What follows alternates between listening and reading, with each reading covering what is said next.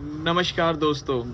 आज हम आपको मिलवाने वाले हैं हमारी एक पूज्य गुरुजी जो काफ़ी टाइम हमें दिखते हैं, कभी नहीं दिखते हैं, जिनका पता हमें ढूंढ के हम रह जाते हैं, लेकिन मुलाकात नहीं हो पाती। तो आज महाकुंभ में प्रयागराज में उनसे मुलाकात हो गई है और अब हम उनसे बातचीत करने वाले हैं ताकि के दुनिया को पता चले कि बाल योगी कैसे बनते हैं और कब क्या उनमें ऐसी योग शक्तियाँ आई हैं कि जिससे वो अंतर ध्यान हो जाते हैं और कहाँ चले जाते हैं पता नहीं चलता। चलिए अब आपकी मुलाकात कराते हैं हमारे झिलमिल गुफा में जो महाराज जी हैं, उनके बारे में भी हम लोग पूछेंगे क्योंकि वो उनके गुरु जी हैं, तो उनकी महिमा वो ज़्यादा अच्छे से अपन को। ओम नमो नारायण से start। गुरु जी ओम नमो नारायण। ओम नमो नारायण।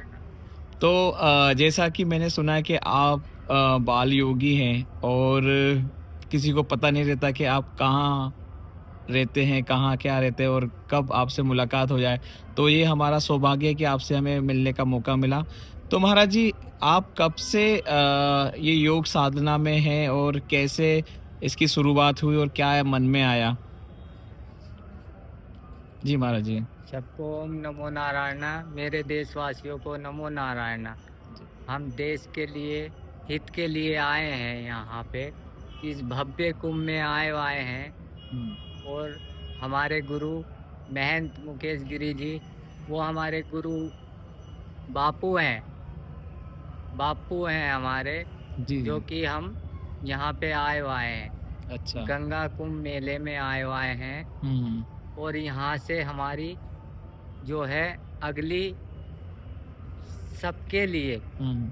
जितने भी सनातनी हैं, जितने भी सनातन हैं हम्म। और जितने भी हमारे गुरु भाई हैं, हम्म। हमारे दादा गुरु, हम्म। उनको सबको इस कुंभ की हार्दिक अच्छा। शुभकामनाएं जी जी हैं। जी। तो आपका ये बाल योगी कैसे बने आप, ये कुछ हमें बताएंगे महाराज जी? हम बाल योगी जन्म से हैं, जन्म से एक मंदिर पे सेवा करते थे गंगा किनारे। अच्छा।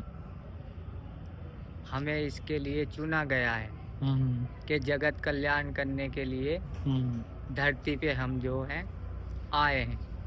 तो महाराज जी, एक अंदर से पता चलता है ना कि कब आपको इस बात का एहसास हुआ, जैसे आप माता पिता से कब का आपने बोला होगा या कब क्या चीज़ें ऐसी रही होंगी, तो ऐसा क्या मोमेंट रहा, ऐसा क्या वो लाइफ का दौर रहा होगा बचपन में आपके? हमारी बचपन में लाइफ का दौर बहुत संघर्ष वाला रहा है। अच्छा। हम सबसे अलग रहते थे, हम्म। बचपने में भी सबसे अलग रहते थे। हम्म। हमें बचपन से ही इस चीज का भाव था। अच्छा। तो आप जैसे कि अब आप कहाँ आपका जन्म हुआ महाराज जी? हमारा जन्म हुआ है जिला बिजनौर, बिजनौर में। यूपी में, अच्छा। जिला बिजनौर। और वहाँ पे एक मड़ी पड़ती है, हम्म। वहाँ का हमारा जन्म है। अच्छा। तो आपको आपके गुरुजी कैसे मिले? हमारे गुरुजी एक सिद्ध आत्मा ने हमें बताया अच्छा। कि वहाँ पे जाओ जहाँ पे हमारा स्थान है। हम्म। स्थान है नीलकंठ पे। हाँ। वहाँ पे हम गए, वहाँ पे हमने गुरुजी को प्राप्त किया। अच्छा। अपने गुरु से मिले, बापू हम्म। बापू से मिले हम। हम्म। तो वहाँ पे जाके हमने शिक्षा दीक्षा ग्रहण की। हम्म। ग्रहण करने के बाद में हम वहाँ से निकल गए। अच्छा। वहाँ से निकलने के बाद अमरनाथ, बद्रीनाथ, केदारनाथ, हम्म। सभी यात्रा की हमने। अच्छा। सभी जगह, काशी, मथुरा, वृंदावन, हम्म। सभी जगह घूमे, उज्जैन, तो आप ओमकारेश्वर। आपने जैसे गुरु से जो दीक्षा ली है वो कब किस उम्र में ली थी? हमारी दीक्षा भी कोरोना काल में से चालू हुई थी। कोरोना काल से हमने दीक्षा ली थी। हम्म। अच्छा। कोरोना काल से आपने दीक्षा ली है। हाँ, तो फिर आप जैसे बाल योगी हैं तो फिर कैसे, मतलब, और ऐसे क्या आपके अंदर क्या चमत्कार रहा, क्या ऐसा आपने देखा कि आपको लगा कि मैं सब बाल योगी? हमारे बापू की देन है। हमारे में कोई चमत्कार नहीं है।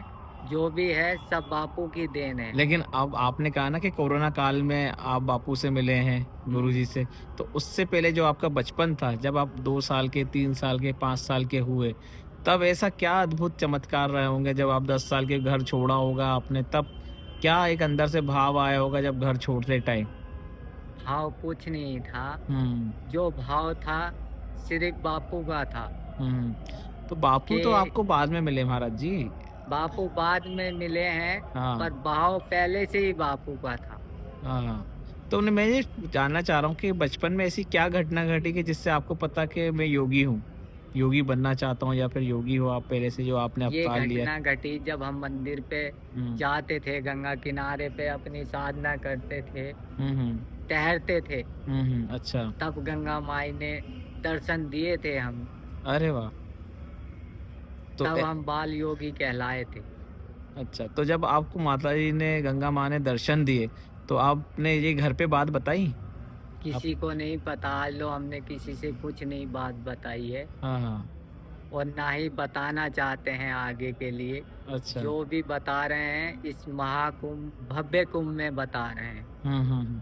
तो और मतलब आज तक आपने कैमरे के सामने कभी किसी को कुछ नहीं बताया? नहीं, आज लो हमने कुछ नहीं बताया किसी को कैमरे के सामने। हाँ, हाँ। और जो भी, हाँ, जो भी भारतवर्ष में हुँ, जो भी हमारे कमांडोज हैं, हुँ, जो भी हुँ, मतलब सेवादार हैं, जो हुँ, सेवा करते हैं, हुँ, हुँ। उनके लिए हमारे सबका लिए आशीर्वाद है। वाह, वाह, वाह! तो महाराज जी अब जैसे अगर किसी को आपसे मिलना हो तो उसके लिए क्या करें हम? उसके लिए आपको कुछ नहीं करना है, हुँ, सीधे झिलमिल गुफा पे पहुंचो, नीलकंठ पे बापू से मिलो, हम हुँ। मिल जाएंगे। ऐसा? तो जैसे झिलमिल गुफा मतलब ऋषिकेश से 30-40 किलोमीटर दूर है। ऊपर में अच्छा। वादियों में, हुँ, हुँ। अच्छा, ऊपर हिमालय की गोद में रहते हैं। अच्छा। उस जगह का महत्व क्या है झिलमिल गुफा का अगर आप कुछ बताएँ तो ताकि दर्शकों को पता चले और वो लोग जाएँ वहाँ उसका पर? महत्व बहुत है। हुँ, हुँ। वहाँ पे शिव मंथन हुआ था। अच्छा। असली जो शिव मंथन हुआ था हुँ, हुँ। वो नीलकंठ पे ही हुआ था। अच्छा, वहीं से ही ये कुंभ भव्य चालू है, ऐसा? क्योंकि अमृत धारा वहीं से ही चली थी। हुँ, हुँ, हुँ। सब देवता वहाँ से ही लेके चले थे। अच्छा ऐसा लिखा है कहीं के या फिर ये आपने सुना वेदों है? वेदों पुराणों में लिखा है। हुँ, हुँ, हुँ। अच्छा। इसका कोई भी वो नहीं कर सकता है। और वहाँ पे एक गुप्त गंगा भी है जो झिलमिल गुफा पे जो चलती है जो नल कहते हैं कि वो वहाँ पर मिल बाबा या जो भी है आप उनसे पहले के मिल गोरखनाथ क्या है? वहाँ पे बहुत सिद्धों ने तपस्या की है। हाँ, हाँ। मिल बाबा से ध्रुव थे। हुँ, हुँ। उन्होंने वहाँ पे बहुत तपस्या करके, हुँ, वो जब गंगा, गुप्त गंगा प्रकट की थी, हुँ, हुँ। उसके बाद में गुरु गोरख जी ने तपस्या करी, भक्त तपस्या करी। हुँ, हुँ, हुँ। वहाँ से हुँ, वहाँ से ही गोरख का रूप चला है। अच्छा। वहाँ से ही निकला है गोरख का रूप। हुँ। महाराज जी अगर मैं ये चाह रहा हूँ कि मैं इतना समझना चाह रहा हूँ कि बाल योग मतलब इंसान को क्या अंदर से ऐसा एहसास होता है कि वो योगी के रास्ते मतलब एक सन्यासी जो बनता है बच्चा तो उस टाइम उसके कितनी परेशानी का सामना करना पड़ता है जैसे माता पिता को समझाना एक बहुत मुश्किल वाली बात होती है तो वो आपने कैसे करा? माता पिता को देखो समझाना बहुत है। जब परमात्मा उसके अंदर वास कर लेता है हम्म। तो वो किसी को नहीं समझा सकता, अच्छा वो ही परमात्मा ही तो करता। आपने बिना बताए घर छोड़ दिया था? तो आपने क्या बिना बताए घर छोड़ दिया? बिना बताए वाए घर नहीं छोड़ हम्म। बिना बताए वाए घर नहीं छोड़ा हमने। हम्म। जो भी है हम्म। सब बापू की देन है। हम्म। सबको बता के घर से निकले हैं, हम्म। सबके कल्याण के लिए निकले हैं। हम्म। अच्छा चलिए तो हम आपसे और जानकारी ज़रूर लेंगे।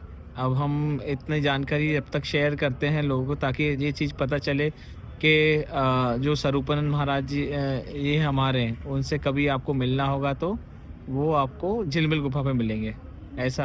हम्म। दुनिया में बहुत कष्ट है, दुनिया बहुत कष्ट देती भी है और लेती भी है। अच्छा, तो उस कष्ट का कोई निवारण? उस कष्ट का यही निवारण है, अपने जितने भी धरती पे सनातन है उसको आगे को बढ़ाएं, उसको संस्कृति को पीछे ना लाएं, उसको आगे बढ़ाने के लिए कदम बढ़ाएं। इतना अच्छा। ही हमारा उद्देश्य है, अच्छा, उतना ही हम बोल सकते हैं, आगे नहीं। तो इस महाकुंभ के बारे में कुछ बताएंगे आप महाराज जी? इस महाकुंभ की बहुत विशेषता है। ये शंकराचार्य ने ये नागा फौज बनाई थी, अच्छा। तो इसकी बहुत विशेषता है, वो उस पे नहीं शेयर कर सकते हैं। तो जैसे बोलते हैं कि जो 144 साल बाद ये महाकुंभ आया है, तो 144 साल बाद जो महाकुंभ आया, जो वहाँ पर्व आया है, इसके बारे में कुछ बताना चाहेंगे महाराज ये जी? नक्षत्रों के हिसाब से महाकुंभ पड़ा है। अच्छा। जब नक्षत्र मेल में चल रहे थे, सूर्य के मेल में चल रहे थे, तब ये कुंभ भव्य कुंभ पड़ा है। अच्छा, तो मतलब जैसे सोचिए कि 144 साल बाद ये महाकुंभ आया है, तो मतलब हमारा सनातन धर्म कितने सालों पहले से ये सब चीज़ें कर रहा है और हमारे आज की युवा पीढ़ी को कुछ पता ही नहीं है महाराज जी। ये देखो, सनातन धर्म जब से है, जब से उत्पत्ति है सृष्टि की, ये तब से सनातन धर्म चला आ रहा है और ना ये मिटा है और ना मिटेगा। ये सनातन आर्यवर्त का है और आर्यवर्त सबको मिटा देगा, पर ये सनातन नहीं मिट पाएगा। अच्छा, तो महाराज जी मैं देख रहा हूँ कि बाहर विदेशों से लोग आ रहे हैं, लेकिन हमारे हिंदुस्तान के, भारत के लोग ही यहाँ नहीं पहुँच पा रहे हैं, ऐसा क्या कारण है? उनकी जो है सोच अपने सनातन के लिए, अपने उसके लिए जो है वो बहुत गलत सोच है। अच्छा। विदेशों से यहाँ पे पर्यटक आ रहे हैं, पर वो नहीं आ पा रहे। क्यों नहीं आ पा रहे हैं? क्योंकि वो जो है वो जानते ही नहीं, अपनी संस्कृति, अपनी भाषा को पहचान नहीं पाते रहे। तो हमारी संस्कृति जब बाहर जा सकती है, तो हमारे भारत में ही हमारी संस्कृति क्यों नहीं जान पा रहे हैं लोग? क्योंकि उनको जानने की इच्छा नहीं है। जिसको जानने की इच्छा होती है वो आता है। इतने वर्षों वो अंग्रेजों ने यहाँ पे शासन किया, वो मुल्कों ने शासन किया, क्या भारतवर्ष ही शासन नहीं कर सकता यहाँ पे धरती पे? ऐसा क्या है? तो वही मैं चाह रहा हूँ कि मतलब कुछ तो हमारा क्या ऐसा करें कि जो वो 140 करोड़ लोग हैं, तो उनमें क्या मतलब हमारा जो सनातन धर्म है, तो वो क्या वहीं तक सीमित रहेगा क्या? नहीं, बहुत आगे लो बढ़ेगा सनातन। सनातन आगे लो बढ़ेगा। अब 40 करोड़ देशवासियों को उनको जागृत करना पड़ेगा और जगा रहे हैं। हमारे साधु संत जितने भी हैं वो सब जगा रहे हैं। ऐसा नहीं है कि नहीं जाग रहा है। अपना हिंदुस्तान आर्यवर्त जाग रहा है। चलिए महाराज जी, और कुछ ऐसी चमत्कारी चीज हमें बताना चाहेंगे आप? बस इतना ही काफी। तो काफी है। चलिए, जय हिंद, जय भारत। जय भारत। ओम नमो नारायण। ओम नमो नारायण। जय बापू। तो आज आपने जिनके दर्शन किए हैं वो सर्वपन्न महाराज जी हमारे, तो मुझे लगता है कि कुछ ना कुछ आपको उनसे सीखने को मिला होगा और काफ़ी उनसे चर्चाएं की हैं, तो कुछ ना कुछ आपको जानकारी भी होगी। तो दोस्तों, आप झिलमिल गुफा जब भी मौका लगे झिलमिल गुफा पहुंचिए। जब ऋषिकेश से 30-40 किलोमीटर दूर है, आप वहाँ पे पता करेंगे नीलकंठ कहाँ पर है, तो आपको उसका एड्रेस मिल जाएगा। तो चलिए मिलते हैं। जय ओम नमो नारायण।